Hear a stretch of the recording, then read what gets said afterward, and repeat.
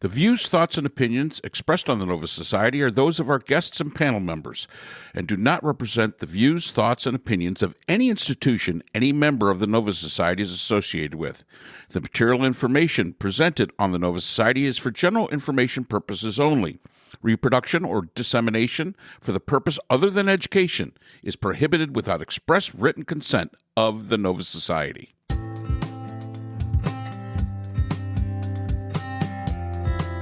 We'd like to welcome everyone back to the Nova Society, and today our panel will have a discussion regarding possibilities of what Judge Merchan, the presiding judge over the Trump documents case, as far as the New York falsifying business documents case, and we ask ourselves, is it possible that Judge Merchan could ask for a psychiatric evaluation? And what might that mean? So let's listen in.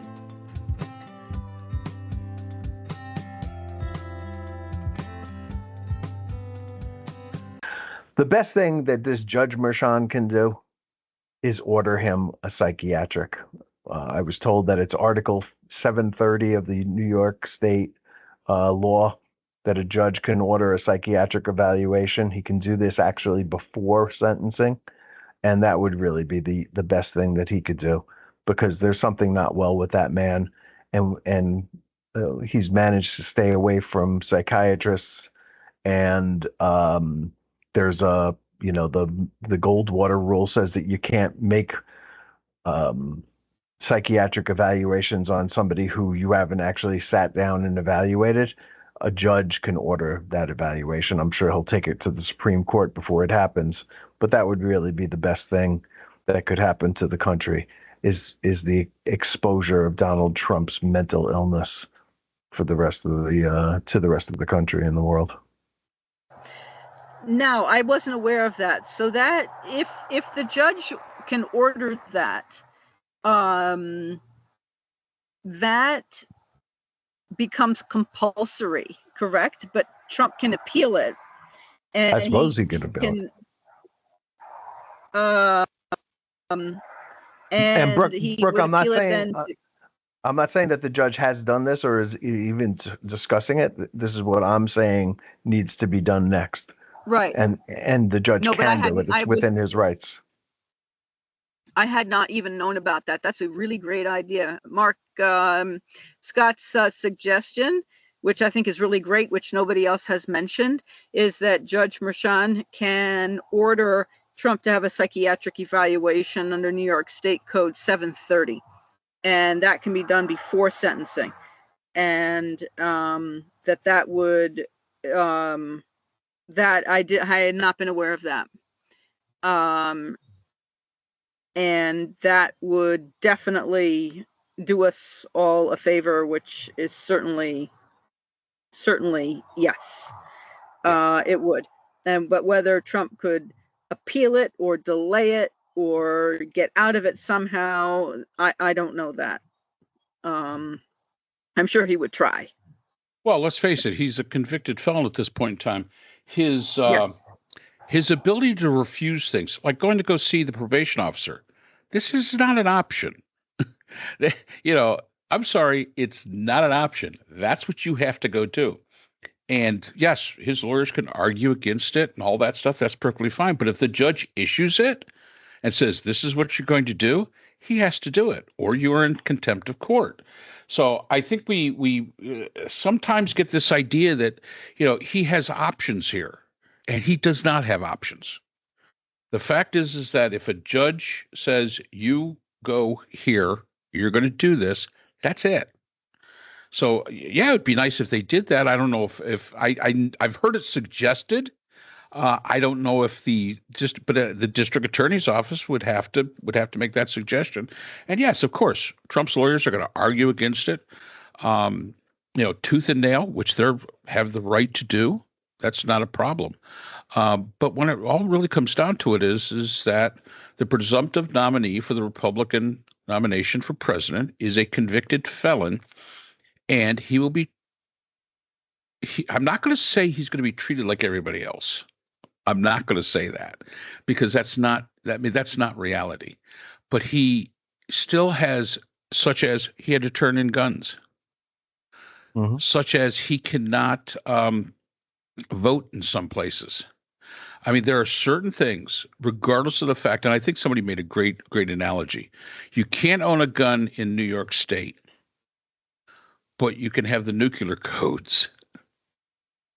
That's a little strange. But there's all the rules that go along with being a felon apply to him. When if he's put on probation, I don't know who that probation officer is going to be. God love him. He's going to have a job like you wouldn't believe. But the fact is he's going to have to do all the things that the Department of Probation in Manhattan tell him he has to do. This is not an option. And I think we get this idea that, well, he was the president, well, he's a billionaire, well, he's Donald Trump, well, he's this, well, he's that. Oh, well, he can just not do it because he's gotten away with that for so long. But when you're a convicted felon. And on the 11th of July, he is a convicted felon. He does have the right to appeal. That is his right. Absolutely.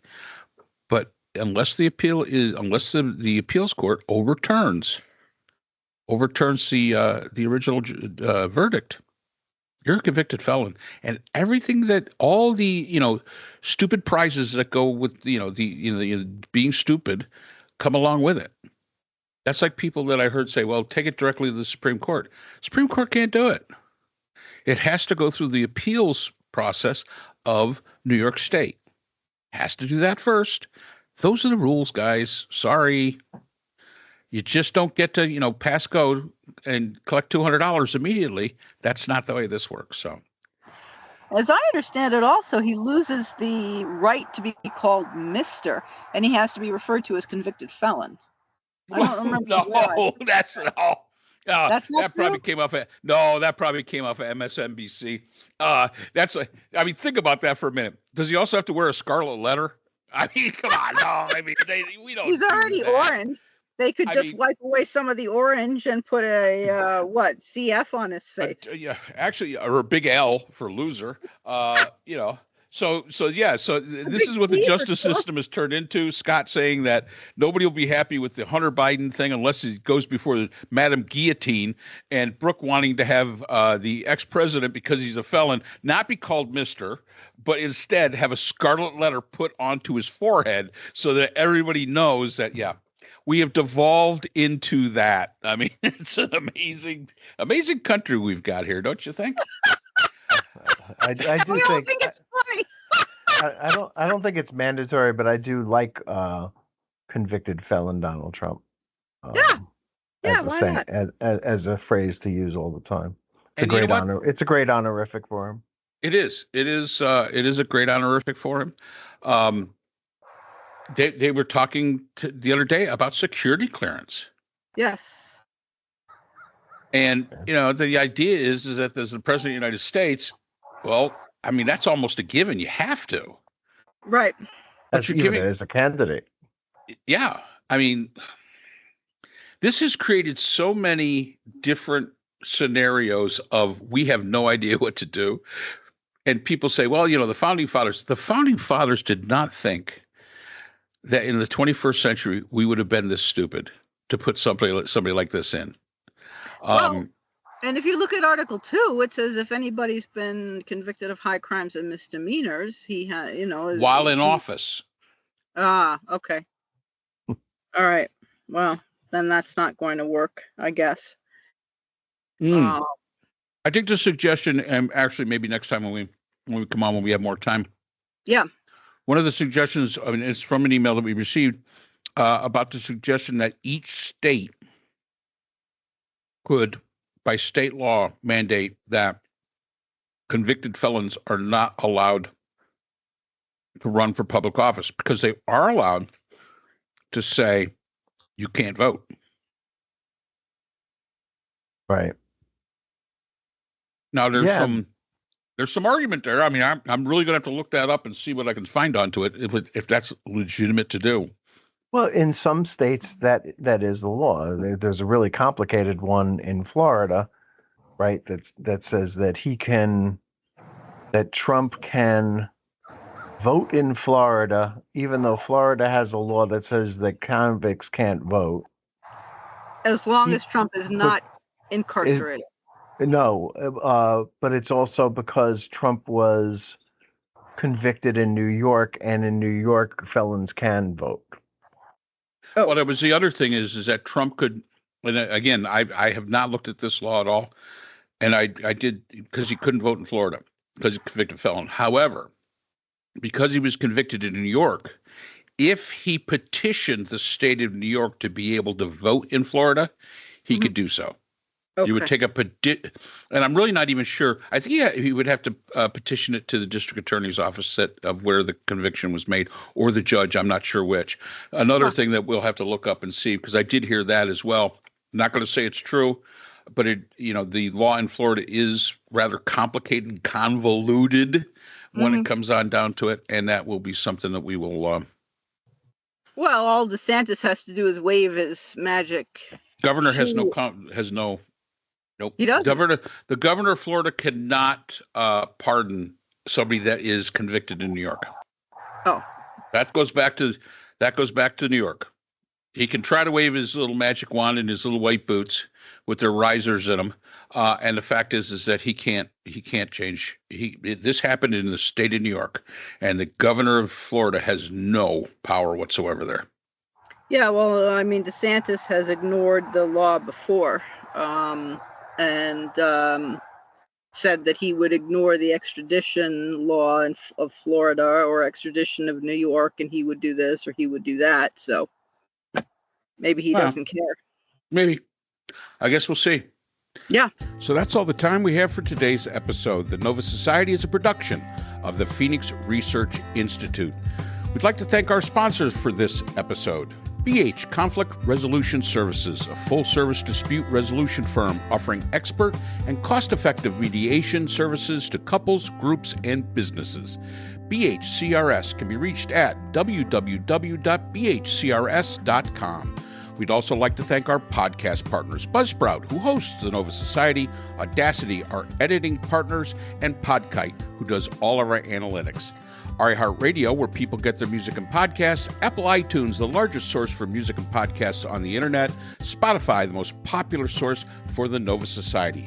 The Nova Society is available on all of these and other quality platforms. We'd like to thank all of our listeners. Without you, the Nova Society would not be possible. If you have a comment, question, or would like to be a guest on the Nova Society, we can be reached at nova.society.podcast@gmail.com. Always remember, the power of society is knowledge. So for Dr. Scott Gershworth, Dr. Priscilla Hobbs, Dr. Brooklyn Ann Weldon, and all of us here at the Nova Society, I'm Dr. Mark Bound. Be well, and we hope to see you again next time.